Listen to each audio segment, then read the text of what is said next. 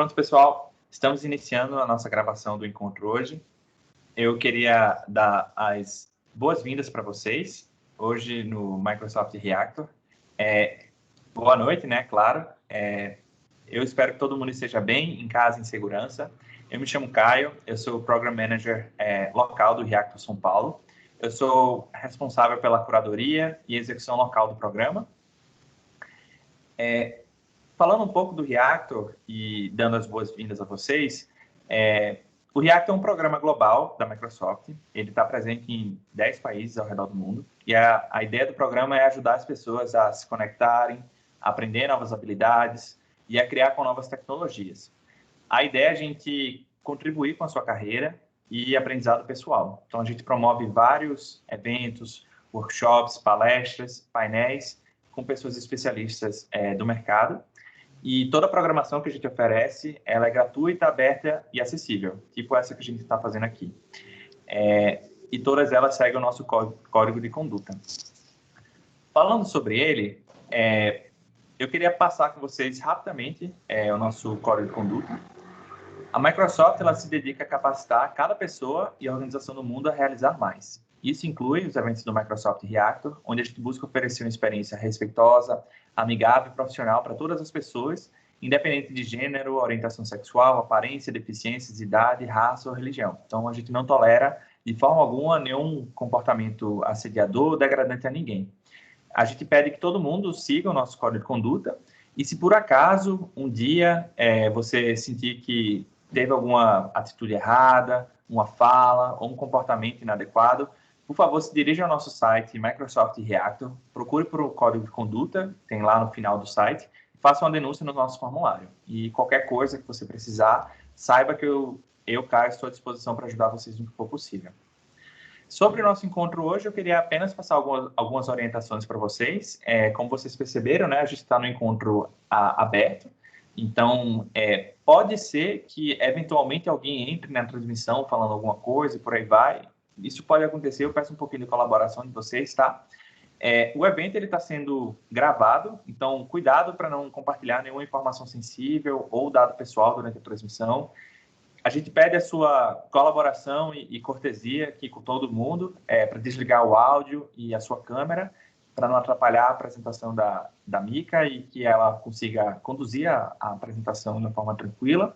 E, por fim, se vocês tiverem perguntas, quiserem fazer algum comentário, por favor, é só comentar no chat, tá? Vocês podem fazer isso numa telinha que aparece para vocês, tem uma janelinha de chat. Só cuidado para não apertar para desligar, porque aí senão vocês vão embora. Tudo bem? Vocês podem comentar aí, só para ver se deu certo? Só falando, deu certo.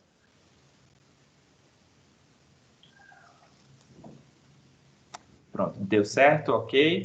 Certo, pronto. Eu acho que deu certo. Beleza, gente. Então, muito obrigado pela colaboração de vocês, tá?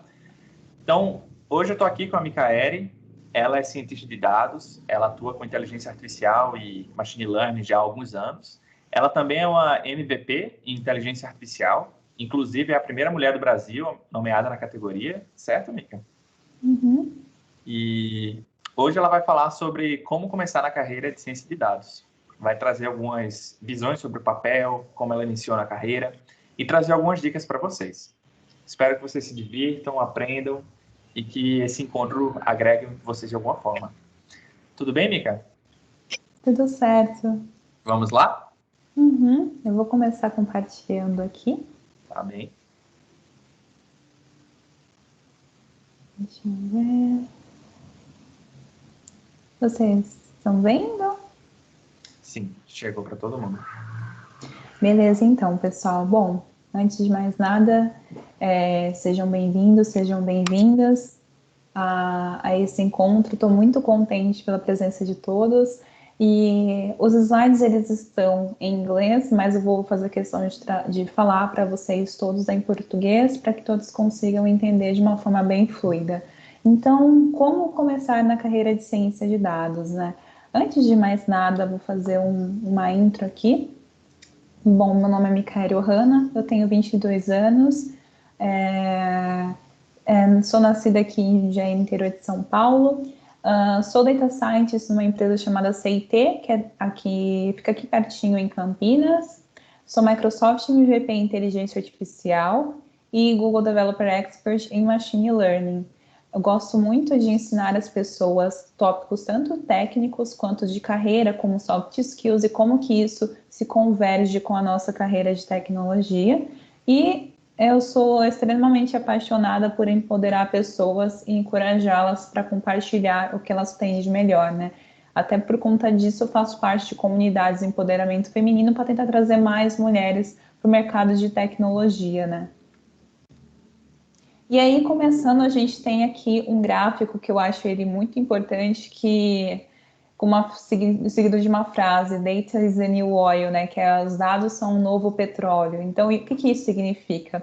Que os dados, na verdade, eles são importantes hoje, foram no passado e tendem a ser cada vez mais com o passar do tempo. Um fato interessante disso é que o número de dados que a gente produz, ele está cada vez maior. Então, a gente vê que isso, conforme o passar do tempo, vai acontecendo da gente gerar mais dado. Até um paralelo com isso eu faço com esse fato do isolamento social. A gente tinha muitas empresas que antes faziam toda essa sua comunicação, toda a sua interação no âmbito físico e tiveram que passar para o âmbito virtual. E aí, com isso, pessoal, a gente tem uma grande quantidade de dados sendo produzida.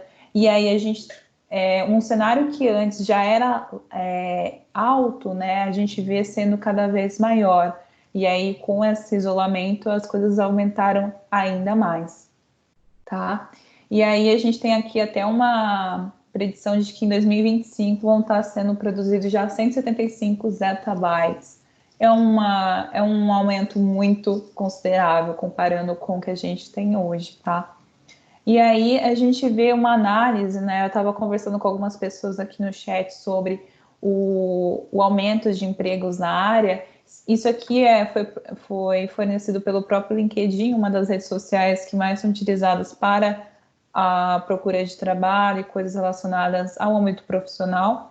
E aí a gente vê que aqui entre 2008 e 2010 teve um aumento assim gigantesco de procura de trabalho nessa área, não só a procura, mas também como o fornecimento, né, a abertura de vagas dentro dessa carreira.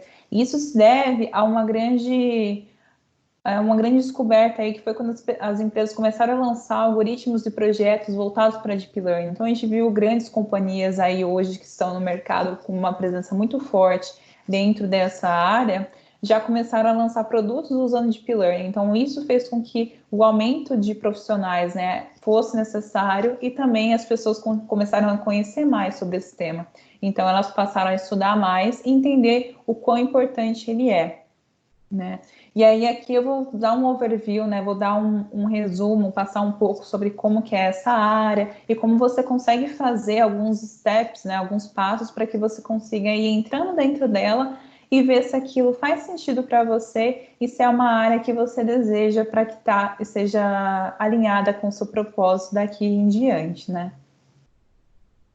Então, como eu comecei na área, né? Eu acho muito importante, quando eu estou começando algo, eu gosto de entender como que as outras pessoas, elas começaram, pessoas que já estão ali, quais foram os erros e quais foram os acertos que elas tiveram, né? O que elas acham que elas poderiam ter feito de diferente.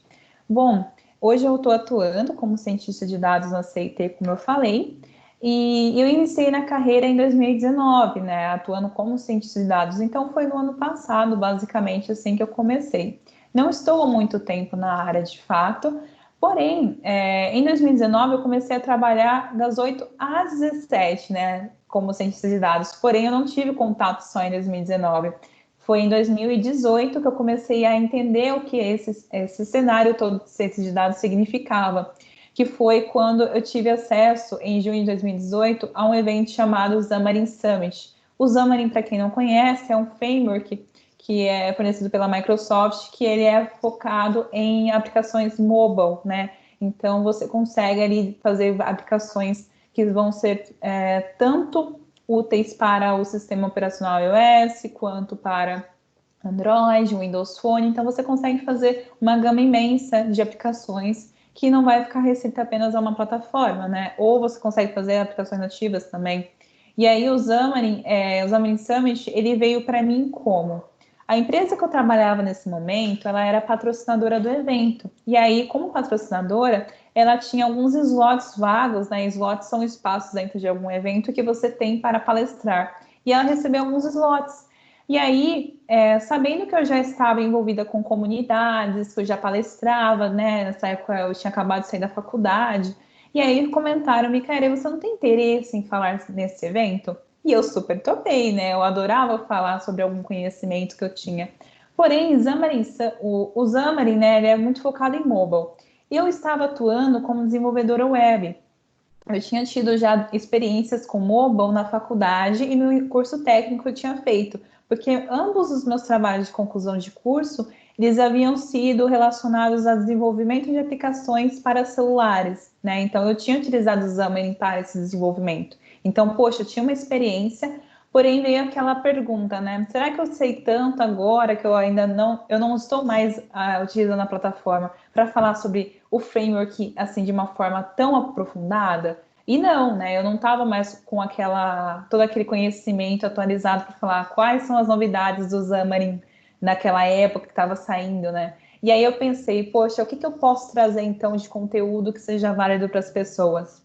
Aí eu fui lá, olhei a grade do evento, vi que não tinha talvez algum conteúdo que eu poderia explorar, né? E aí eu estava pesquisando e aí eu encontrei algumas palavras-chave, como chatbots, processamento de linguagem natural, speech to text, text to speech, que na verdade é quando você converte a fala para texto e faz o contrário também, converte texto para fala. E aí eu comecei a juntar assim, falei, bom, esse tópico é interessante, esse aqui não é, esse aqui é. Eu falei, aquele eureka, né? Assim, descobri o que eu quero. E aí foi quando eu decidi fazer um tema relacionado a Talk to Luiz, converse com o Luiz. O Luiz é um framework, né, da Microsoft para você desenvolver chatbots. Ele é muito explorado com linguagem natural. E aí o que eu fiz? Eu fiz um aplicativo com o Xamarin, que era com o conhecimento que eu ainda possuía, que eu tinha já exercido quando eu estava fazendo alguns aplicativos nessa plataforma. Uni com o Luiz, que eu tinha visto que chatbots era algo interessante, eu também estava começando a entrar nesse mundo. E aí eu decidi fazer algo relacionado a isso, usando APIs cognitivas da própria Microsoft. E aí foi que eu pensei, o que eu vou trazer então, né? Porque eu gosto muito de não mostrar apenas a tecnologia, mas trazer um exemplo que seja mais claro e que seja próximo do público. Aí foi que eu criei um aplicativo de cabeleireiro da Rochelle, do Todo Mundo Odeia o Chris. Eu espero que todo mundo tenha assistido algum episódio, pelo menos. E aí a Rochelle, ela era cabeleireira desse salão. E o chatbot... E aí era um aplicativo para marcar algum apontamento dentro do salão, né? Você queria marcar algum corte de cabelo, alguma coisa relacionada a isso. E aí quem interagia com esse aplicativo era o Neymar, porque aqui nessa época a gente estava na época de Copa, se não me engano, alguma coisa relacionada a isso. E aí eu coloquei que o Neymar estava procurando a Rochelle para fazer um tratamento de queda, por causa dos jogos e tudo mais, toda aquela dinâmica que estava acontecendo. E aí, no dia do evento, deu super certo. Eu palestrei e foi na própria Microsoft. Então, foi um dos primeiros eventos grandes assim que eu tive a oportunidade de levar meu conteúdo. E foi muito incrível, porque as pessoas elas se interessaram pelo tema. E, assim, foi algo que eu não imaginava que fosse ser tão importante para minha carreira, né? Porque foi aí onde eu comecei, de fato, a me interessar pelo tema. E o que eu ainda estava trazendo como algo que eu tinha achado de início interessante apenas começou a ganhar uma forma de algo que hoje faz parte da minha profissão, né? Aí eu fui para casa extremamente feliz e disposta para continuar. E aí eu até esse momento estava estudando as APIs, né? Então as APIs são como se fosse uma portinha de entrada onde você manda algum tipo de informação, você faz uma requisição, eu quero esse tipo de dado, e ela te retorna, né? Mas você não sabe o que está acontecendo por trás de início, né? Então o pessoal comenta que isso é uma caixa oculta, você não tem acesso ao que está lá dentro. E aí eu comecei a pensar, poxa, então o que está funcionando lá atrás, né? Eu chamei, mandei que uma frase, quero fazer um agendamento de um corte de cabelo, e aí me retornou que isso significa a intenção da pessoa é um agendamento, e aí a IA tem 90% de certeza. Mas como que ela descobriu essa certeza? Da onde vieram esses números? E aí foi que eu comecei a estudar em casa, né? Eu ainda era desenvolvedora web, Mas eu chegava em casa e eu queria entender mais, eu começava a estudar com o tempinho que restava do meu dia, IA, né? E aí isso foi crescendo esse amor, e eu queria entender mais essa parte da matemática. E aí eu vi que tinha muita coisa a mais do que isso. E aí foi quando, depois de um certo tempo, né, o evento foi em junho, em setembro de 2018, eu fui conversar com uma pessoa que era responsável pela empresa que eu estava trabalhando e comentei, olha, eu tenho uma vontade de criar uma área de IA dentro dessa empresa, porque a gente tem muito dado aqui, eu vi que os dados são importantes, eles podem trazer insights valiosíssimos para o negócio, e aí eu quero fazer algo relacionado a isso. Aí falou, que bacana, né? Então me mostre como que a gente poderia fazer algo bacana e que desse certo. E foi aí que eu fiz, tipo, uma apresentação mesmo, mostrando os produtos da empresa e como que eles poderiam ser melhorados caso a gente usasse todos os dados que a gente tem a favor desses produtos, né? E aí ele gostou bastante do resultado e falou assim, ah, legal, eu acho que a gente super pode fazer isso. E aí, quando a gente tiver uma próxima oportunidade, a gente já coloca já você para conseguir orquestrar essa área e ajudar a gente a trazer todo esse conteúdo, porque você estudou e tudo mais, e você tem uma vontade muito grande de fazer isso acontecer. E foi aí que, assim, pouco tempo depois, eu já consegui ter a oportunidade de entrar num projeto de IA, né? Que foi quando eu vi algumas pessoas que também tinham interesse em chatbots e coisas relacionadas a isso, e aí eu vi que o olho delas brilhava e eu consegui passar o conteúdo que eu tinha aprendido até aquele momento e a gente formou uma equipe, né? E aí eu estava orquestrando todo esse projeto, essa equipe todos juntos, para que isso tudo saísse e foi super incrível. A gente teve uma primeira experiência com inteligência artificial todos dentro de um ambiente corporativo e aí nasceu essa área que eu tanto tinha sonhado, né? E aí, o que eu quero deixar de exemplo aqui para todo mundo que está aqui, né? Para a gente, nós todos. Eu não comecei pela matemática, né? A gente tem a noção de que IA é mais matemática do que qualquer outra coisa, só que eu não comecei pela matemática, eu comecei justamente por um anseio de fazer um aplicativo que ia exemplificar alguma coisa, mas é um aplicativo para cabeleireiro, por exemplo. Então, quando você tem um objetivo claro e é um objetivo assim que você quer atingir uma meta, por exemplo, você consegue ir desvendando todos esses passos que são necessários a chegar até ela de uma forma muito mais fácil. Porque se eu quisesse só ter ido pela matemática logo de cara, eu não teria tido tanta facilidade. Agora, se eu estou orientada a desenvolver um aplicativo e tudo mais, eu vou indo, fazendo o caminho inverso. Aí, no final que eu fui ver a matemática. Porque você, sem ter aquela motivação, fica muito mais difícil, porque a matemática é tão ampla, né? Então, você não consegue aprender algo e já implementar logo de cara e se dar como, pronto, finalizei aquele aprendizado. Então, indo pelo aplicativo, dando passos para trás, foi a solução que mais foi satisfatória, que mais me motivou, né? Mas então, o que é Data Science? Bom, Data Science, basicamente, é a área que estuda os dados e tira deles insights, informações relevantes, né? Então, é através dessa área que a gente tem hipóteses sendo testadas, a gente tem análise exploratória acontecendo, e essa análise exploratória é quando a gente tira quantidades de dados gigantescas, que estão todos embaralhados e separados, de forma que a gente tire conclusões, né? Então, é essa área que faz tudo isso acontecer. O objetivo dela, principal, é a gente tentar, de forma assim, que seja eficaz, converter todos esses insights, todas essas informações, para que a gente consiga beneficiar o usuário ou a usuária final e comunicar eles para que a gente veja o impacto no negócio com todos os dados que a gente produz hoje em dia. E tem um guarda-chuva aqui, né, de ciência de dados, né? Então, quando a gente fala de ciência de dados, a gente pensa direto no cientista ou na cientista de dados. Só que a gente tem vários papéis aí dentro desse guarda-chuva que a gente não vê apenas a pessoa cientista de dados atuando. Um exemplo claro é a analista de dados. A pessoa analista de dados, ela é especialista principalmente em relatórios, em visualização de dados, auxiliam muito na tomada de decisão a partir das informações que foram geradas, né? E são responsáveis principalmente por comunicar isso ao usuário final, né? Então, vão analisar dados que já foram gerados, verificar se tem alguma relação entre eles e traduzir isso para o nosso uso no dia a dia, né? Então, respondem perguntas de uma forma muito rápida. A pessoa que ela é engenheira de dados, ela é muito focada na extração desses dados e tratamento deles. Porque se a gente for pensar, a gente tem dado, assim, em uma quantidade gigantesca. Então, uma pessoa que ela precisa estar destinada apenas a coletar esses dados que são dispersos em diversas fontes, organizá-los, transformá-los.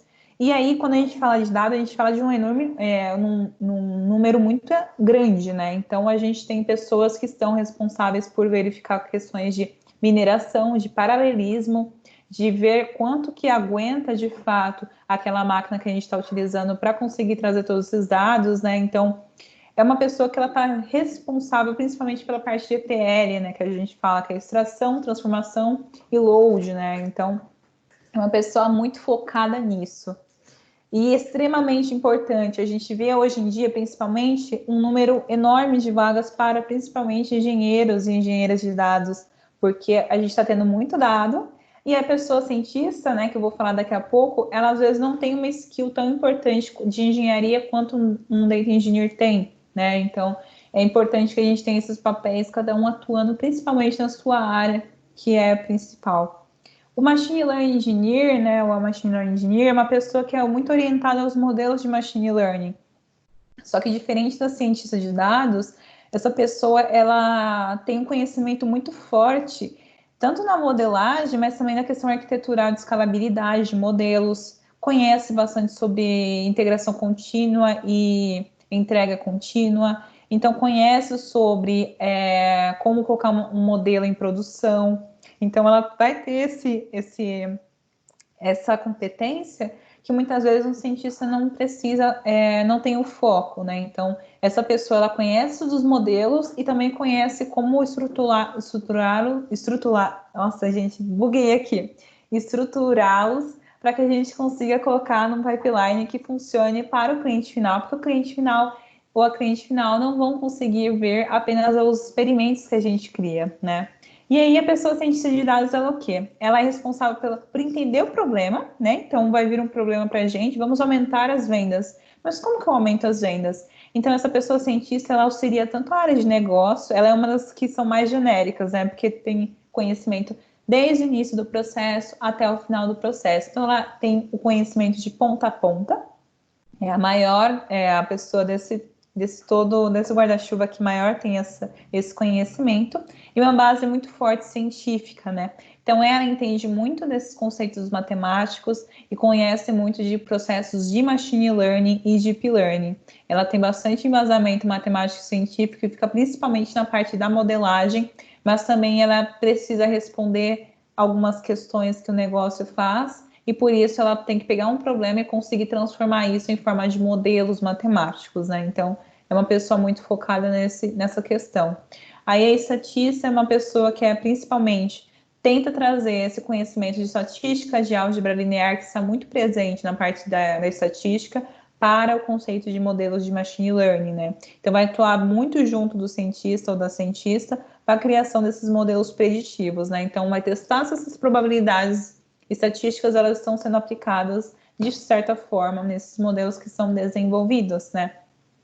E aí um ponto muito importante, não tente ser um unicórnio, então você não vai conseguir ser todas essas pessoas de uma vez só. O que acontece? Algumas empresas que estão começando agora a adotar uma cultura voltada para dados, muitas vezes ela vai ter que te dar, você vai entrar, por exemplo, como Machine Learning Engineer, e você vai ter que fazer alguma coleta como o Data Engineer faria, ou você vai ter que apresentar, fazer algumas análises em alguns relatórios e mostrar isso num Power BI, alguma coisa assim, como um Data Analyst faria.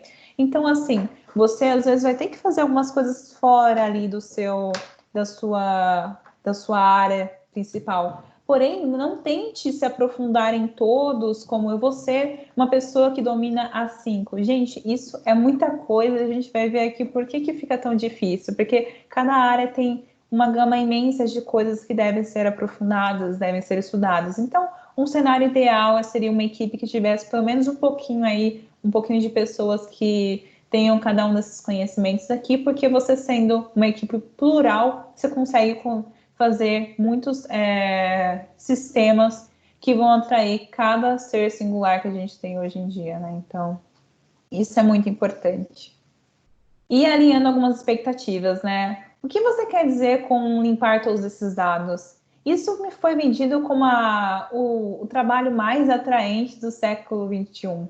Então, aqui o que eu estou querendo trazer, né? Isso aqui foi publicado querendo dizer que as pessoas acham que, às vezes, entrando como cientista de dados, elas vão direto para o machine learning ou mexer direto com aqueles modelos, redes neurais e tudo mais. E não, gente, a gente tem um trabalho tão grande de que vê que, por exemplo, às vezes o dado que está vindo não é o dado que você espera, tá tudo sujo aquele dado. Quando eu falo sujo, eu falo de, por exemplo, tá faltando campo, ou tá com um monte de caracteres que não fazem sentido, ou você vai trabalhar com imagens, você tem 3 imagens para descobrir se é um gato ou um cachorro, como você faz isso com pouca imagem do jeito que você recebeu? Então, é uma área muito desafiadora e nem sempre você vai estar fazendo coisas que são super divertidas, ou aquelas coisas que a gente vai ver o resultado final, você vê aquilo, mas tem um monte de trabalho por trás, que também é responsabilidade dessa área que a gente às vezes não vai achar tão interessante, mas também é necessário ser feito, tá? Então, vamos ver todos os campos que a gente vai ter que se aprofundar e às vezes não vai ser tão legal quanto a gente imagina que é, né? Mas é uma coisa necessária para que resultados legais eles possam acontecer. Então, faça do aprendizado um processo que seja de fato prazeroso, né? Então, não pense que você precisa aprender da noite para o dia e que isso vai ser algo bom. Não, eu acho que é importante você aprender e gostar sabendo o que você está aprendendo, que são passos realmente de bebê e que você precisa estar aproveitando cada passinho que você dá e comemorando com isso. Então, eu fiz uma listinha totalmente pessoal da minha visão e eu acho que ela pode ajudar vocês. O primeiro item é análise e entendimento do negócio.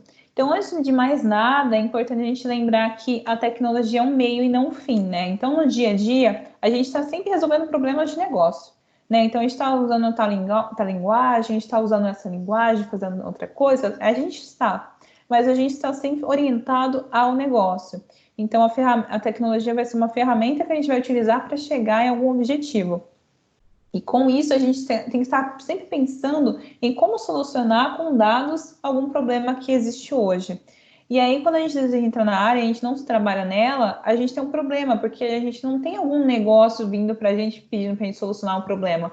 Então, como que eu acabei de chegar, quero aprender ciência de dados, não estou trabalhando com ciência de dados, e como que eu mostro isso para alguma pessoa? Como que eu consigo criar um projeto sem ter uma demanda?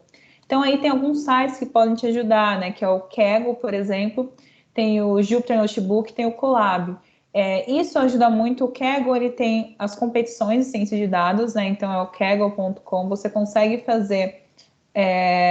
você vai ter acesso a várias competições, por exemplo, tente detectar fraude nesse dataset, nesse conjunto de dados. Tente detectar quanto tempo aquela pessoa ela vai estar dentro desse negócio, quando que ela vai sair, baseado em suas interações com o produto, né? Então, no Kaggle, você vai ter acesso a esses tipos de problema. E você pode usar o Colab ou o notebook do Jupyter para você documentar as suas metodologias para resolver e você ir desenvolvendo o seu código, né? Muitos de vocês já devem usar IDEs, né, que são interfaces, ambientes de desenvolvimento, para desenvolver os códigos de vocês. E o notebook e o Colab são coisas semelhantes a isso, né? Você vai ter um ambiente para desenvolver, porém você consegue executar trecho por trecho e documentar o que cada trecho está sendo executado neles, né? Então você vai ter células de texto e células de código. Então você fala, agora eu vou importar essa biblioteca. E aí no próximo trecho você coloca uma célula de código e você importa essa biblioteca. Agora você precisa fazer isso. Para fazer esse ponto, então é tipo como se fosse um caderno mesmo, onde você consegue ir executando cada trecho e acompanhando o que está sendo feito lá. É muito importante e serve para você fazer principalmente análise exploratória, que é uma das coisas que a gente mais tem dentro de ciência de dados. Aí o próximo item é linguagens de programação.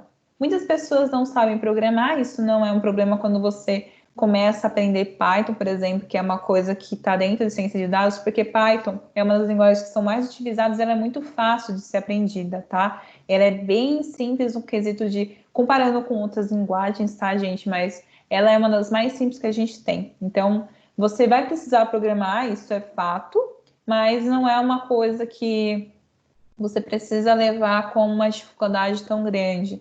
Quando você está começando a programar, eu recomendo muito você entender sobre lógica de programação, estrutura de dados, ver sobre orientação a objetos, que são conceitos um pouco mais... são base, né, para qualquer tipo de linguagem que você vai trabalhar. E aí, para linguagem de programação dentro de ciência de dados, o que a gente usa muito é o Python e o R, que são muito importantes para análises estatísticas e para qualquer tipo de cálculo que você precise fazer, tá? Eles têm já APIs que são suportadas por eles, e várias bibliotecas e frameworks que são principalmente utilizados nessas linguagens para que a gente consiga executar todos os trabalhos que a gente precisa fazer para solucionar algum problema.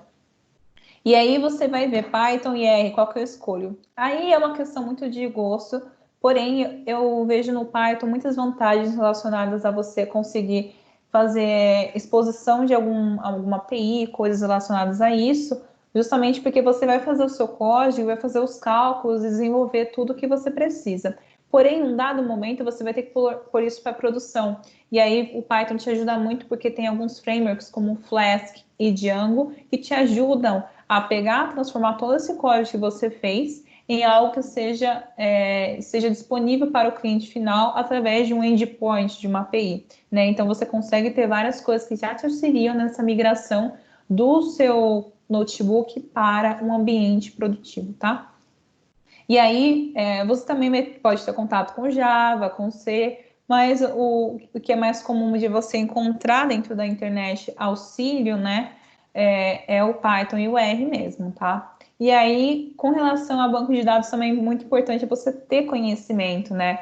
Principalmente Microsoft SQL Server, NoSQL como o CosmoDB, o MongoDB. Você também pode ir para Spark, Scala e também avançando para Hadoop, Hive, Kafka e MapReduce. Isso aí é importante, principalmente quando você vai se encontrar com uma grande quantidade de dados que requer um vasto processamento, né? Então é importante você ter noções de como também essas ferramentas se aplicam à cloud. E aí tem também o Azure Databricks, que ajuda muito nisso, para que a gente consiga escolher uma máquina super importante que consiga aguentar toda essa gama de dados que a gente está trabalhando. E aí na cloud fica tudo muito mais simples, tá?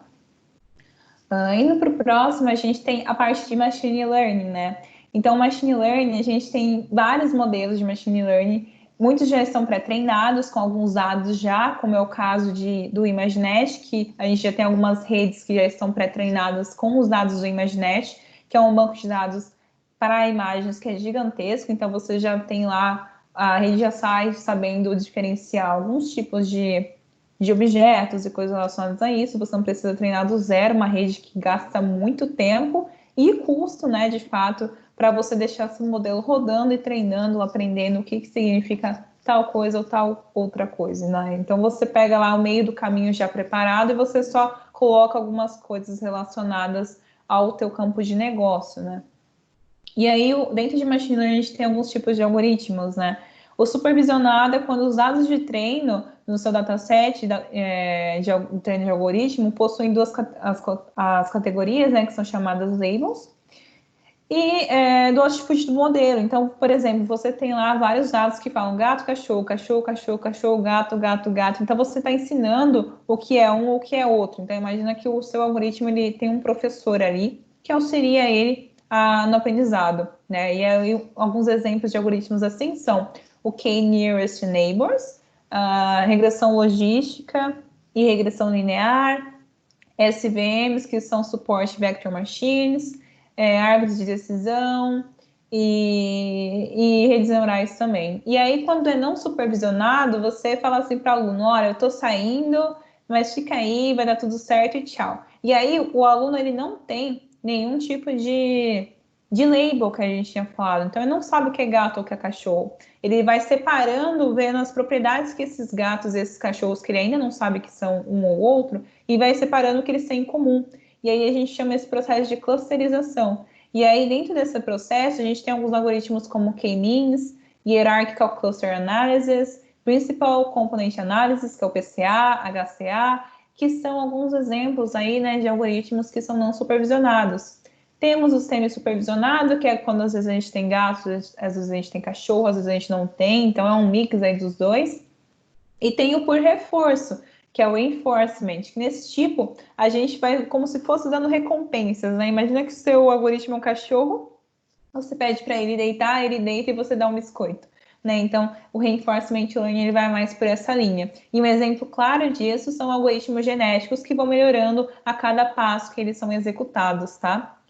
E aí aqui eu coloco um exemplo para que vocês não se assustem, mas já se assustando um pouco, né, gente? É impossível não se assustar com o tamanho aí de algoritmos que estão aqui. Não são só esses, tem mais também, mas a gente tem vários algoritmos de machine learning que eles estão disponíveis aí para nossas aplicações. É para você, depois dessa apresentação, ir correr atrás e estudar todos? Não, isso aqui é só para você ter uma noção de como você pode ir além com o seu aprendizado, né? Quantos de coisas que você pode optar quando você te pegar algum projeto, né? Então, você tem algum projeto que você quer usar redes neurais, ou você precisa usar redes neurais. Poxa, então o que, que tem aqui? Bom, vou pegar então para entender o que é um backpropagation. E aí você vai lá no Google, você vai lá e pesquisa o que é um backpropagation e você consegue ter uma melhor noção e aplicar isso no seu projeto. E aí, quando eu vou para datasets, eu quero falar sobre conjuntos de dados, né? Datasets, eles querem dizer quais são os seus conjuntos de dados que você vai usar para treinar os seus modelos. Pense no modelo como uma criança. Então, uma criança, ela precisa aprender quando o pai fala pai, quando a mãe fala mãe, e aí ela aprende a falar mãe. Mas isso foi porque ela foi treinada com várias coisas, assim como andar de bicicleta. São várias interações. E aí, a gente tem vários dados que auxiliam para que esse modelo aprenda, né?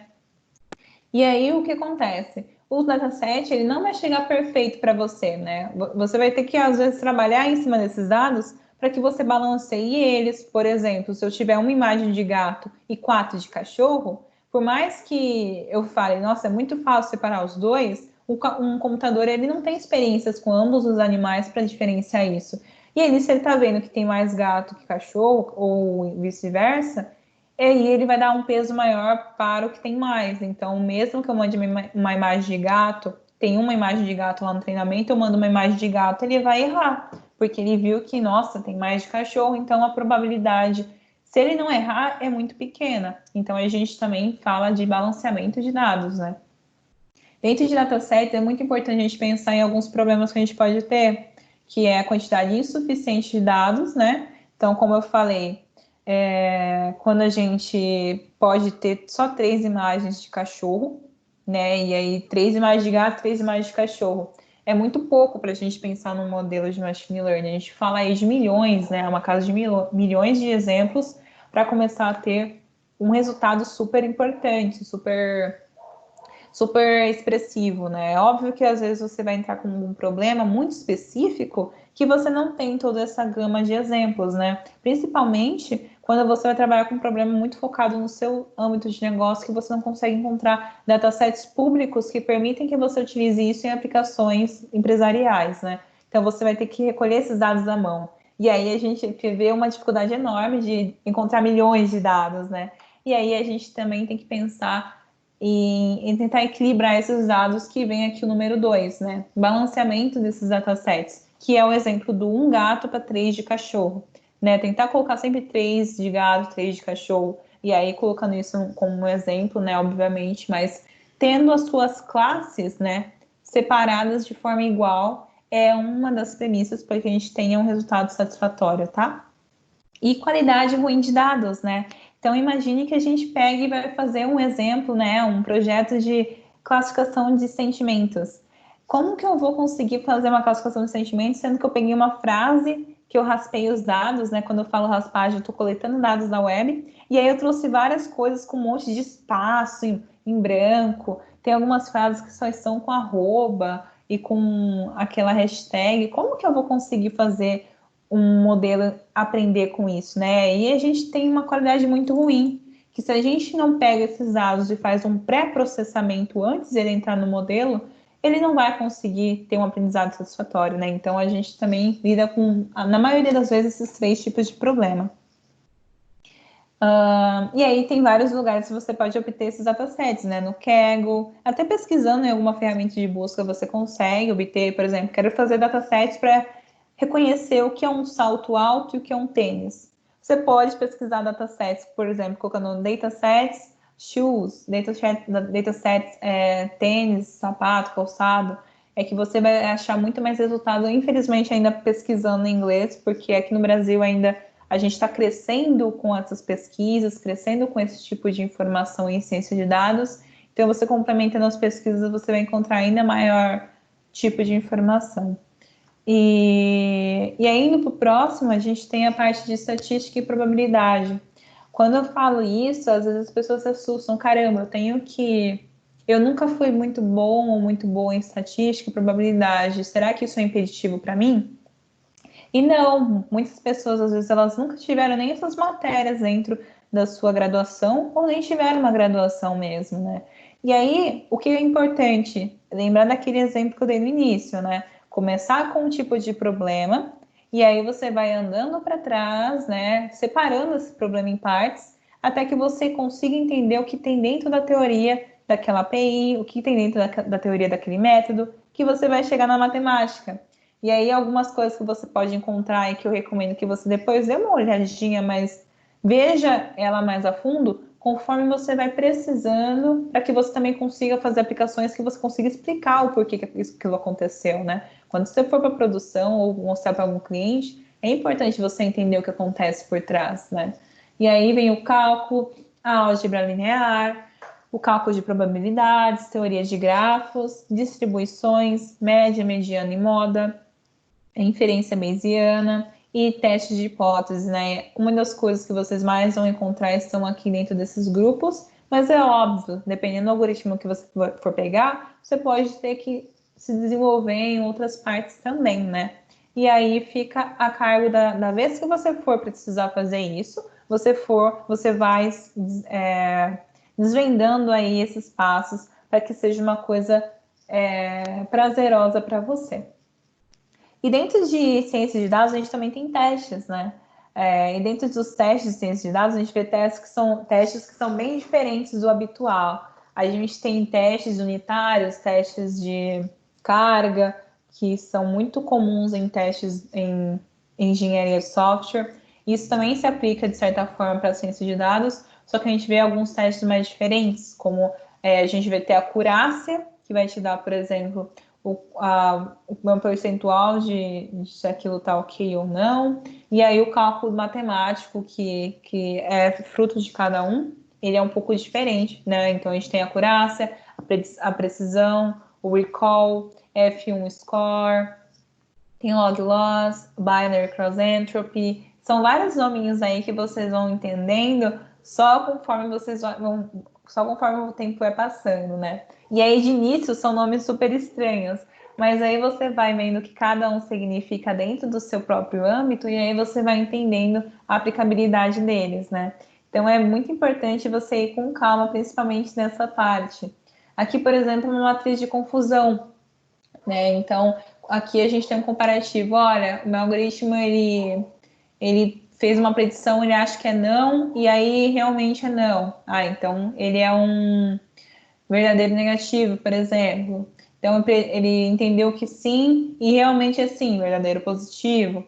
Ou ele entendeu que sim, e na verdade é não. Então ele é um falso positivo. Ou ele entendeu que é não, e na verdade é sim. Então é um falso negativo, né? Então você vai avançando e vai entendendo como é que isso aqui, por exemplo, é uma saída de um código que você pode fazer para tentar explicar, entender qual que foi a métrica daquele modelo que você fez, né? Então, a matriz de confusão, ela te ajuda muito a entender esse tipo de questão. E pipeline, né? Pipeline é o quê? É uma linha aí de que você tem várias, como se fossem caixinhas assim, que são responsáveis para você automatizar também aquilo, né? Então, o pipeline ele vai nortear todo o desenvolvimento da sua aplicação. E aí, quando a gente fala de pipeline, a gente tem, por exemplo, toda a parte de você coletar os dados, toda a parte de você colocar aquilo para produção, toda a parte de você tirar do seu notebook e passar aquilo para um local onde vai servir para o seu cliente final. Então, são vários pontos que são responsáveis quando a gente fala de pipeline, né? Então, por que eu falo tanto disso? Porque a gente, às vezes, começa a se aprofundar em ciência de dados e a gente vai usando só aqueles notebooks, só aquela ideia que eu comentei, que era responsável por você fazer um código e documentar. Só que aquilo, pessoal, ela vai ser útil para você até determinado ponto. Depois você vai ter que colocar aquilo em produção, você vai ter que fazer o uso de Docker, vai ter que fazer o uso de APIs, de Flask, de Django, como eu falei. E aí você vai precisar, às vezes, escalar aquilo, porque muitos clientes acessando é diferente de você fazendo o seu próprio teste, né? Então, como que você consegue fazer isso? Aí tem várias formas, você pode pensar em Docker, em Kubernetes, e aí a gente vem com o conceito de MLOps, que é Machine Learning Ops, né? Tem o DevOps, que é de desenvolvimento, e tem o MLOps, né? E aí a gente tem uma solução também da Microsoft, que é o Azure Machine Learning, que ele permite que você faça, por exemplo, uma aplicação de Machine Learning de ponta a ponta. Então, desde a parte de você colocar o seu dataset lá na nuvem, até você criar o seu modelo, até você colocar ele dentro de uma máquina onde você sabe que vai ser suportado e que se você receber muitas requisições além daquelas que você configurou inicialmente, você consegue depois retomar essas configurações e aumentar isso conforme o tempo passa. Aí a parte do portfólio eu acho ela muito importante, gente, porque justamente muitas pessoas estão aprendendo ciência de dados agora, mas elas não sabem muito como colocar esse conhecimento para que as outras pessoas cheguem até elas e também elas consigam alguma oportunidade na área. E aí algumas dicas que eu dou é colocar no seu GitHub alguns projetos que você fez, documentar esses projetos e colocar quais foram o motivo da sua escolha de um método em relação a outro. Então, lá naqueles notebooks, volta a falar deles, você coloca quais foram as metodologias que você usou, coloca o código, coloca assim, declara de fato, como se você estivesse explicando para uma pessoa iniciante o porquê que você está fazendo aquilo, né? E aí isso vai ser importante porque aí você, quando está fazendo alguma entrevista, você nunca fez nenhum projeto na área, por exemplo, dentro de uma empresa. Então, você ter vários projetos colocados dentro desse GitHub ou dentro de algum outro local, como um site, ou colocar isso dentro de algum blog, isso vai fazer com que você mostre que você tem domínio disso, mesmo não tendo nunca trabalhado na área, né? Então as pessoas vão começar a te achar. A visualização de dados e como também contar histórias com dados, né? Eu acho isso muito fantástico, gente. Até porque quando você vai fazer, a gente está falando de machine learning, data science, e são tópicos que não é a maioria das pessoas numa empresa que vão ter domínio, principalmente quando a gente fala de matemática e estatística, né? A maioria a gente vê que é um profissional, né? Uma profissional que tem um domínio muito específico.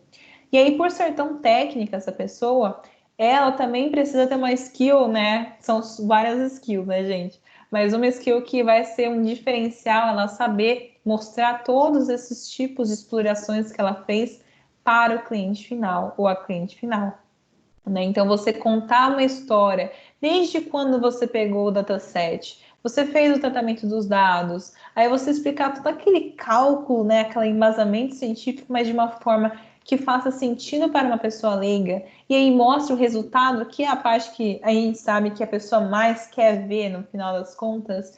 Isso vai fazer com que você saia numa posição que você às vezes estava aprendendo, para que você consiga garantir que aquele projeto foi entendido pelo cliente, foi satisfatório e que aquilo seja visto de forma que seja clara para a pessoa final, né? Porque aí são tantos conceitos complexos, saber transformar isso em uma coisa simples é um desafio e também é algo que é engrandecedor, né? E aí, algumas dicas que eu dou é escolher de quais informações serão representados algum gráfico, né? Então, a gente vai ter várias informações. A gente vai pegar um dataset, gente, a gente vai ter um número imenso de colunas, e aí vem aquela dúvida, né? Qual que vai ser importante para o meu problema? Eu estou com um problema de fazer uma predição do preço dos automóveis daqui 3 meses. Será que eu preciso saber, sei lá, a cor ela é importante para isso? Será que vamos supor, a marca é importante, né? Então, enxugar isso é importante, né? As informações que você do seu dataset e também chegando até o cliente, será que você precisa falar que você teve que fazer essa transformação no dataset ou não? Será que para o cliente final é importante saber todas as dificuldades ou você pode se enxugar isso e fazer a apresentação ser mais sucinta e direta ao ponto, né? Então, isso é importante. Escolher qual que é o melhor gráfico. Gráficos de pizza, será que eles são bons para representar dados? Às vezes, na maioria das vezes, não. Às vezes um gráfico de barras ele soluciona um problema, um gráfico de linhas consegue exemplificar melhor alguma solução. Então, escolher um gráfico que consiga mostrar aquela solução é muito crucial, né? Agora a gente está no isolamento, a gente vê várias informações sendo apresentadas sobre o Covid. Mas será que elas estão sendo representadas da melhor forma? Será que os gráficos que estão sendo colocados na nossa frente, eles estão sendo efetivos para o entendimento dessa informação? Aí aqui também, né, escolher a ordem de representação das informações até a chegada ao resultado obtido, né? Então, você conseguir mostrar de forma que seja entendido do início ao fim, contar histórias com dados, né? Deixar os dados falarem por você. Isso realmente é uma das coisas mais importantes e faz com que a sua apresentação ela seja algo que as pessoas queiram ver, apesar de ter tantos conceitos complexos que podem, às vezes, não ser interessantes, mas você fazê-los interessantes é algo que vai te fazer muito, muito, muito bem sucedido dentro dessa apresentação que você for fazer no seu trabalho. E metodologias, né? O que você usa? Você usa Scrum? Você usa Kanban? Bom, gente, aqui tem várias coisas, né? Já usei Scrum, já usei Kanban e já usei QuizzPGM, que é uma metodologia que ela vem muito para essa parte de IA, né? Principalmente de ciência de dados, que é basicamente como você está num projeto espiral, né? O que isso significa? Você está fazendo o modelo de machine learning, mas não é na primeira vez, por exemplo, que você vai ter um bom resultado. Então, isso vai sendo incremental. E aí, o CRISP-DM, ele tem isso, né? De várias entregas sendo feitas e você aprimorando o que já foi entregue antes para ir trazendo, então, um melhor resultado conforme o tempo do projeto vai passando. E outras também metodologias que, se vocês quiserem pesquisar depois, fazem parte de alguns projetos de ciência de dados, tá? Aí, já pulando para a parte final, esse é o penúltimo, não, esse está acabando os tópicos, mas não é o penúltimo ainda, né? A comunicação ela é imprescindível, né? A gente tá dentro da tecnologia e a gente tinha um mito lá atrás que falava que as pessoas que eram de tecnologia, elas optavam por essa área porque elas queriam ficar escondidas o dia inteiro dentro de suas casas, não ter contato com nenhum tipo de ser humano, e aí ela queria só ficar junto com as máquinas. E aí a gente vê hoje pessoas fazendo várias reuniões, pessoas tendo que interagir com clientes e isso sendo fundamental em seu dia a dia, né? Então, soft skills, que são aquelas competências que são relacionadas não tão técnicas, mas sim comportamentais, elas são cada vez mais importantes. Então, mesmo a pessoa que é cientista de dados, que ela é focada em dados, ela vai precisar muito de soft skill para conseguir conversar com o negócio e entender se, de certa forma, aquilo que está sendo trazido pode ser explorado de outra forma, se realmente o problema do cliente é esse, ou ela pode explorar para que aquilo alcance um wow, né? Alcance um resultado ainda melhor do que foi solicitado. Networking, personal branding, então aqui eu também comento sobre o portfólio, como que você se apresenta como marca pessoal, né? Então, nesse passo, eu reforço para você como se você posiciona com as pessoas. Quando alguém pergunta, quem é o fulano? Alguém vai falar, é o fulano que fez tal faculdade? Não. É o fulano que é desenvolvedor? Ponto. Não. Provavelmente a pessoa vai falar alguma palavra que venha na mente dela quando ela lembra de seu nome. E isso tem muito a ver com personal brand, que é a sua marca pessoal, que é de fato se ver como um produto e entender qual que é a sensação que você está deixando nas pessoas, né? E aí eu venho também falar sobre LinkedIn, sobre como você consegue transformar todo o seu aprendizado em ciência de dados no LinkedIn. Então, uma dica que eu dou já que você às vezes está iniciando, como é o seu processo como está sendo sua jornada dentro da ciência de dados? E se você compartilhar isso dentro de alguma postagem, se você compartilhar esse seu processo e quais são suas dores e como você está saindo delas, Gente, isso é muito importante porque mostra que você está de fato pensando em auxiliar o outro, né? E isso precisa principalmente ser intrínseco, você precisa querer de fato auxiliar outra pessoa, né? E aí você começa a pensar como que eu posso ajudar essa pessoa? Às vezes a dúvida que eu tive, que eu fiquei horas e horas pensando e pesquisando, eu não achava, eu consegui solucionar assim num tris. E aí, por que eu não transformo isso para que a próxima pessoa que estava procurando assim como eu, ela não tenha a mesma dificuldade que eu tive para encontrar, né? Então, crie artigos, crie coisas e se faça entendido pelas pessoas e queira ajudá-las. Isso é uma dica que eu dou que vai te ajudar muito como pessoa. Então, assim, você acaba crescendo como pessoa de tabela, vendo o outro crescer.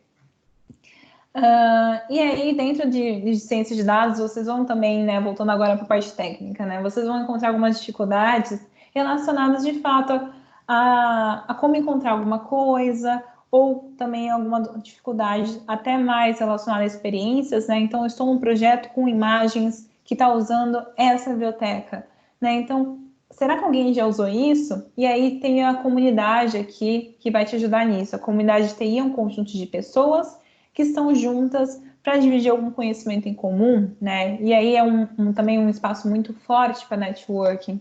E aqui são algumas comunidades que vocês podem entrar em contato, que eu já participei, que eu acho super incríveis, e são só algumas, tá? Porque a gente, quando fala de comunidades, a gente vai encontrar um universo imenso, né? E aqui são várias que vocês podem entrar em contato, que vão ser recebidas de braços abertos. Agora sim, é o último, gente, que é o inglês. Eu falaria, né, que o inglês ele não é importante, mas quando a gente fala de ciência de dados, que é uma carreira que tem muitas inovações, principalmente de fora vindo para o Brasil, a gente precisa falar que ele vai ser algo que vai te deixar ainda mais fácil o acesso à informação, né? Não tem como falar que não. Por que eu falo isso? Porque a maioria de papers, né, que são, por exemplo, pesquisas que são feitas em grandes faculdades, elas são todas de fora, né? Então você vai ver a língua inglesa sendo utilizada com muita frequência. E aí é importante você conseguir, né, entender, pelo menos de passo a passo, mesmo que não seja algo que você esteja habituado ou confortável, e de pouco em pouco tentando se sentir mais próximo da língua, né? Porque isso vai te fazer conseguir entender documentações de bibliotecas que estão em inglês, conseguir entender esses papers que eu comentei, né? Que são essas pesquisas que também estão em inglês, e vai te ajudar muito profissionalmente, tá? Então, assim, é uma sugestão para que você é um convite para, na verdade, para que você consiga ir além, né, e também aprender mais sobre isso. E aí, quando eu falo de inglês, não precisa ir atrás de uma escola super cara, não. Você consegue ir aprendendo, assim, para o seu objetivo, né, sem ter que, se você não tiver alguma oportunidade de fazer gastos tão fortes com profissionais, professores particulares e tudo mais, você consegue encontrar material na internet que consegue pelo menos te ajudar nesse início para que você consiga, depois, se achar que faz sentido, contratar alguém que consiga te ajudar com mais afinco em alguma questão específica. E aí, retomando as expectativas, pessoal, leve isso de forma mais tranquila, né? Então, não façam como muitas pessoas acham que deve ser feito, que é aprender do zero da noite para o dia. Vão com calma que dá tudo certo e aproveitem a caminhada, tá? E contem comigo, então vocês conseguem entrar em contato comigo nessas redes que eu deixei aqui. E eu vou estar super feliz para auxiliá-los. E é isso, gente. Espero que vocês tenham gostado. Foi muito legal. Obrigado, Mica. Eu acho que todo mundo curtiu a apresentação. Teve alguns feedbacks aqui muito bons nos comentários. Não sei se você estava apresentando e dando uma lida enquanto você estava apresentando. Ai, eu não consegui ler. Mas agora eu tô lendo aqui, gente. Ai, que incrível. Fico feliz que vocês tenham gostado. E, gente, vamos abrir agora para perguntas. Na verdade, antes de abrir e passar para a gente responder ou tirar algumas dúvidas com vocês, eu queria apresentar alguns eventos que vão acontecer no Reactor nos próximos dias, convidar vocês a fazer parte. Vocês estão vendo a minha tela? Eu tô vendo, Ah, tá. Caio. Então, só passando um pouco bem rápido sobre alguns eventos que vão acontecer no Reactor nos próximos dias. primeiro deles é use modelos de aprendizado de máquina para dominar seus dados. Essa é uma continuação de uma apresentação que teve ontem. Foi um workshop de 2 horas que teve com o professor Pedro, da UFMG. E ele vai continuar o workshop dele na próxima quarta-feira, às 19h30. A gente vai ter também uma apresentação sobre regressão. Preveja valores com a regressão. Também vai ser na quarta, mas vai ser no período da tarde. Para participar, é só se inscrever nos nossos eventos do Reactor. E a gente falou por alto, né? A Mica mencionou um pouco a parte de BI. A gente vai ter uma apresentação com a Karine Lago. Ela vai falar sobre os poderes do Power BI. Também aqui no INTAP, vai acontecer na quinta-feira, às 19h30. Então, quem se interessar, só conferir o nosso calendário de eventos e se inscrever por lá. Como a proposta do React é ajudar vocês a se conectarem, a aprender novas habilidades e criar novas tecnologias que ajudem na sua carreira e no seu aprendizado profissional. Quem não faz parte, eu convido vocês a fazerem parte do React. Eu acho que todo mundo que está aqui faz parte do React, mas como esse conteúdo vai estar disponível no YouTube, e se você estiver vendo esse conteúdo pelo próprio YouTube, convido você a fazer parte da nossa comunidade também. Eu vou deixar, em breve, um link para a pesquisa de satisfação desse evento aí nos comentários. E aí, se vocês puderem reservar um tempinho para responder, nos ajudar a melhorar o evento e fazer com que ele aconteça da melhor forma possível. O código do evento é 7766, mas eu vou deixar nos comentários já e vocês podem responder no final do evento, tá? Então, perguntas e respostas agora, Mica. Teve algumas perguntas sobre cursos, indicações e alguns comentários. Tirando aqui a tela. E vocês estão aqui? Sim. Tá. Tudo comparado. Eu achei que tudo tinha travado. Teve algum comentário que você achou interessante? Deixa eu ler. Todos são muito interessantes. Você quer escolher algum? Eu queria trazer alguns aqui. Uhum. Só deixando claro, tá, gente? Eu vim da área de produto, design, mas eu estou me interessando por várias áreas. Eu estava assistindo a apresentação e anotei várias coisas. E aí, não sei se deu para ver, mas anotei várias. Eu gostei muito da parte quando você falou, deixa eu ir para a parte certa aqui, do balanceamento de datasets, né? E aí tem a parte, eu fiquei pensando na falta de dados, na falta, às vezes, no enviesamento que tem nas pessoas, na falta de diversidade no time. Então, sei lá, a gente vai fazer algum produto que agora que está tendo na pandemia, né? Vários deles fazem reconhecimento de face. Será que esses modelos estão considerando as pessoas de todas as raças e cores? Uhum. Será que a falta de diversidade no time influencia na má construção dessa solução? Você vê muito não a parte dos problemas, né, sei lá, étnicos, mas a falta de balanceamento por conta da falta de diversidade, você acha que isso é um problema? Eu acho que está totalmente atrelado, Caio. Até porque a gente vê, principalmente no Twitter, eu vejo muitas pessoas que às vezes divulgam um projeto e as pessoas já vão direto testar para ver se aquele algoritmo está de fato sendo diverso, né? Tá trazendo. Se eu colocar uma foto de uma mulher, será que ele retorna aquilo que ele foi proposto a fazer? E se eu colocar uma foto de uma pessoa negra, né? Qual que vai ser a saída desse algoritmo?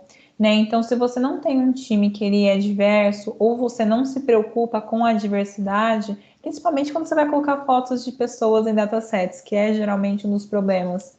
Mesmo se você falar, estou colocando fotos de pessoas negras, estou colocando fotos de algum grupo, talvez, que precise, né, desse equilíbrio, e aí você está colocando, mas está colocando poucas fotos, né? Então, vai acabar acontecendo o mesmo tipo de problema, né? Então, equipes diversas, elas auxiliam justamente porque você vai conseguir ter algum ponto dentro dessa equipe que pelo menos reforce essa presença e dê esse poder, né? Que esse poder de fala ele está lá presente, né? Então, você vai conseguir ser ainda mais diverso com esses pontos de vista. E não só em questões étnicas, né? Também questões de pontos de vista, né? Então, você conseguindo ter pessoas que estão, na verdade, somos plurais, né? Não só como relacionado a étnico, quanto também relacionado à regionalidade, né? Então, você tendo quando você vai fazer um chatbot, por exemplo, será que você pensa que uma pessoa que mora no Rio Grande do Sul, ela vai falar uma palavra diferente de uma pessoa que mora numa região do Nordeste, né? Então, assim, esse tipo de atenção, ele é muito importante. E aí, essa equipe plural, ela vem auxiliando muito nisso. Eu vou te dizer uma logo de cara. Quando eu vou lá para o sul, a galera usa muito daí. Daí, lá, daí. E aí eu do Nordeste eu fico, tá, daí o quê? E aí eu fico, vai, pô, fala. Mas é o jeito da galera falar, é muito normal isso. E a gente precisa dessa diversidade das pessoas para ajudar a gente Sim. a perceber essas nuances. Uhum. Tem alguns comentários, algumas perguntas. Eu vou juntar alguns, tá? Teve um do Uhum. Caio. Na verdade, Caio, se você tiver aí, quiser falar, abrir seu áudio, eu não sei se ele está aí. Se tiver, Ele que comentou aqui, obrigado mesmo pela apresentação. Esse aqui, gostaria de estudar? o Caio perguntou sobre certificação e teve eu não sei se foi o Tiago, acho que foi o Tiago, pedindo indicação de livros para iniciantes. Se vocês estiverem aí, gente, quiserem falar na transmissão. Sobre livros para iniciante, eu gosto muito de um chamado Python Fluente, do Luciano Ramalho, que, assim, eu gosto mais de ver conteúdos quando tem alguma dúvida relacionada à ciência de dados, eu vou muito mais em algum artigo científico que me ajuda, né? Então, eu pesquiso muito sobre artigos científicos na internet relacionados a, por exemplo, quero entender mais sobre explicabilidade, né? Então, eu quero entender o porquê que meu modelo ele colocou que aquilo é uma pessoa ao invés de uma flor, né? Então, explicabilidade, ela explica o resultado daquele modelo, né? Então, assim, eu pesquiso sobre isso, artigos na internet, e o livro que me ajudou muito chamado Python Fluente, que ele realmente vai bem a fundo na linguagem. Porém, eu acho que é importante também citar um livro chamado Código Limpo, do Robert Martin, que ele me ajudou muito na minha carreira como desenvolvedora no geral, né? Então, você aprender a fazer um código que ele também vai estar muito bem colocado para outras pessoas, né? E aí também tem um livro muito bom que, deixa eu tentar lembrar, que é só Deep Learning mesmo, que ele também comenta sobre processamento de imagem e tudo utilizando Keras, né? Então é uma coisa muito interessante. Essa biblioteca é muito importante quando você está trabalhando com Machine Learning. Eu já desenvolvi, parei faz alguns anos. Desde 2015. A última vez, na verdade, eu entrei na área de design por conta de uma disciplina de design de informação que lida com disposição de dados e a narrativa, né, da apresentação deles. E, enfim, eu acho que dados, para mim, tem muita coisa a ver. Eu só não programo mais. A última vez que eu programei foi com D3GS, manipulação de SVGs. Tem uma dúvida aqui do Marco. Deixa eu só falar esse último livro, ó. Hands-on, Machine Learning with Scikit-Learn, Keras e TensorFlow. Eu vou colocar aqui no chat, que ele também é bem bom. Só que aí o ruim é que esses livros, eles estão na maioria em inglês. Tem um também que é o Storytelling com Dados, né? Eu vou colocar todos aqui. E aí a gente vai depois... Aí depois vocês quiserem entender um pouco mais sobre cada um, né? Eu acho que é legal colocar aqui, já como é inglês, a minha pronúncia pode não ser a melhor dos mundos. Tem uma pergunta aqui do Marco Antônio, eu não sei se ele está aí ainda. Ele pergunta, devo aprender frameworks Hadoop com ferramentas open? Eu não... Como Cloudera? Eu não sei se eu estou pronunciando certo. Não sei, deixa eu ver. Bom, Hadoop, o que eu vejo bastante, eu aprendi bastante ele o que eu fui bastante foi na Udemy. E assim, às vezes eu tenho algum tipo de dúvida específica, aí eu vou direto no YouTube e eu pesquiso exatamente essa dúvida minha. E aí eu volto, implemento, parti para outro ponto, fiquei empacada, aí eu vou logo e pesquiso essa dúvida em específico, sabe? E aí eu vou fazendo muito isso, acho que é mais dinâmico mesmo.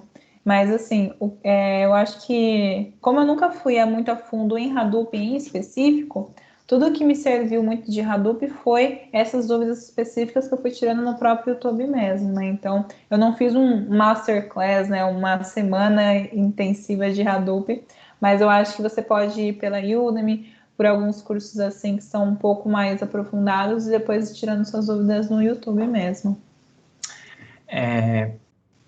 Tem uma outra pergunta da Carol. Essa não é tanto de framework, eu também, Hadoop, não é nada disso, é mais sobre previsão de carreiras mesmo. Ela perguntou logo no início da transmissão. Eu vou ler como se fosse a Carol, tá? Oi, Micaele. Recentemente li uma matéria que afirmava que a carreira de um engenheiro, uma pessoa engenheira de machine learning, de aprendizado de máquina, não existiria daqui a uns 10, 15 anos, que seria substituído por outros profissionais que absorveriam as habilidades necessárias. Você concorda? Gostaria de saber sua opinião. Então, eu acho que essa é uma questão que não só as pessoas que são de ciência de dados têm, mas acho que todos os profissionais e numa questão geral, né? Muitas pessoas realmente falam sobre assim, a inteligência artificial substituindo as pessoas, né? E aí isso é interessante a gente conversar, porque eu acho que quando acontecer, vai acontecer e a gente não vai ter muita saída, assim. Justamente por conta disso, que, assim, às vezes eu me sinto até mal, porque eu tô meio que construindo, lavando minha cova, assim, parece. Mas, assim, o que eu acho importante? Se isso for acontecer, o que eu posso fazer hoje para que isso não aconteça tão rápido com a minha profissão, né? Então, o que eu faço diferente? O que exige o meu criativo?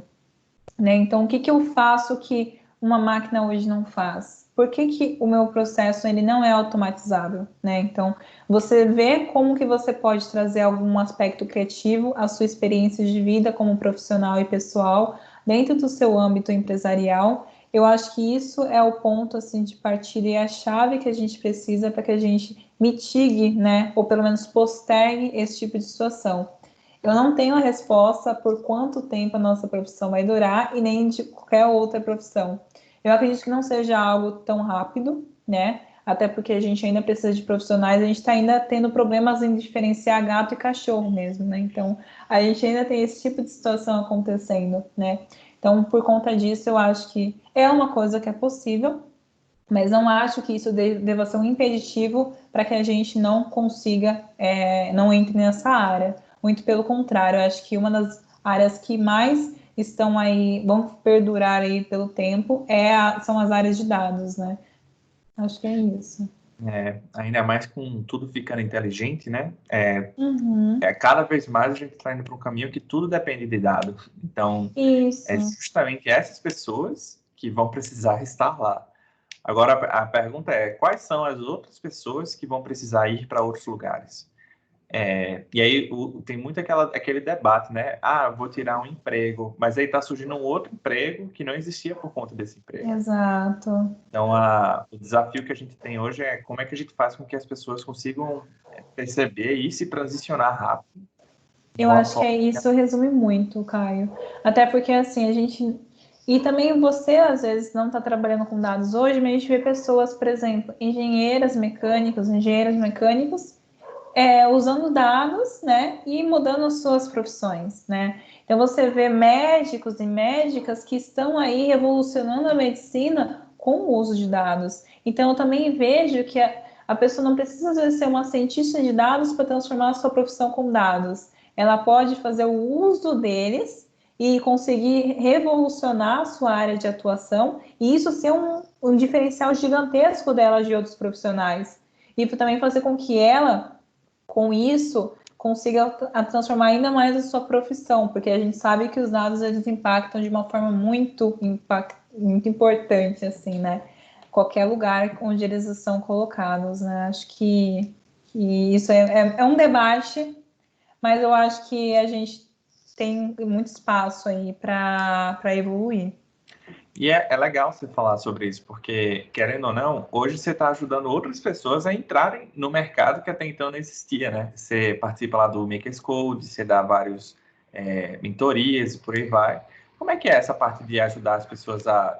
Teve uma frase que você falou logo no início, que eu achei bem legal, que é: eu amo empoderar pessoas, né? E como é que está sendo assim, incluir essas pessoas na área de ciência de dados? Você curte essa experiência? Você se sente bem? Eu acho que isso é incrível. Assim, é muito. Às vezes é um pouco até clichê falar isso, mas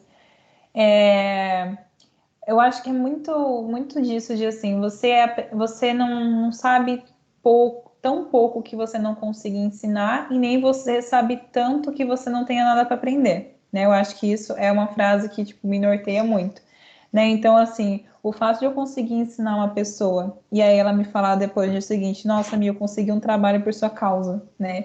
Eu acho que assim, isso é muito importante, né? Assim, leiga que eu estou falando, eu falo, caramba, eu tive uma presença na trajetória dessa pessoa, onde eu consegui inserir ela dentro do mercado de trabalho, e por conta disso, às vezes ela está conseguindo realizar algum sonho de um filho ou de alguma família que ela tenha.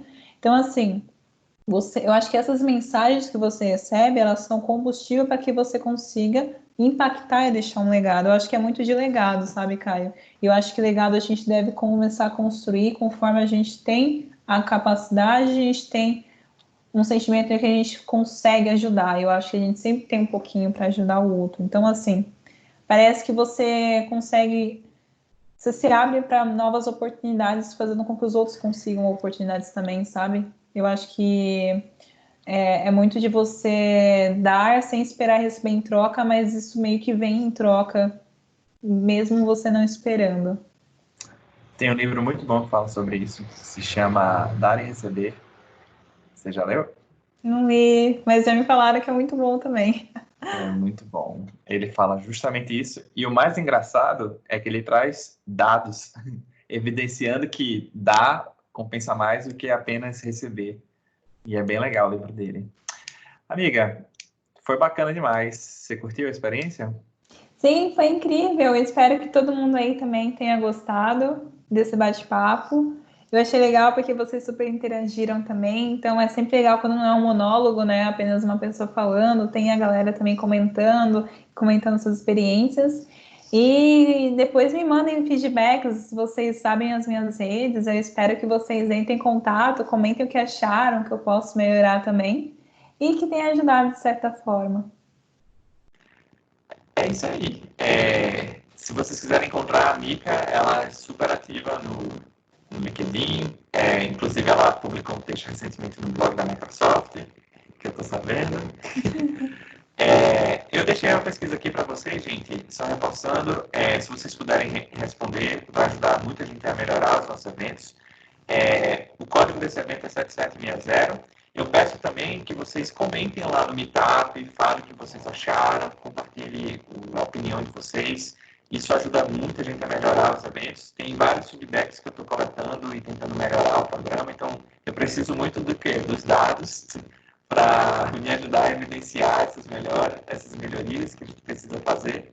Então, conto com a colaboração de vocês, tá? Então, só encerrando aqui o evento, eu agradeço demais a participação de vocês. Mika, muito obrigado por hoje. Obrigada, Caio, pelo convite. Não, eu que agradeço. Espero que seja a primeira de muitas. E valeu, gente. Boa noite, boa quinta, né? A gente já está na sexta praticamente. Bom final de semana para vocês. Espero que vocês fiquem bem e em segurança. Tchau, tchau. Beijos.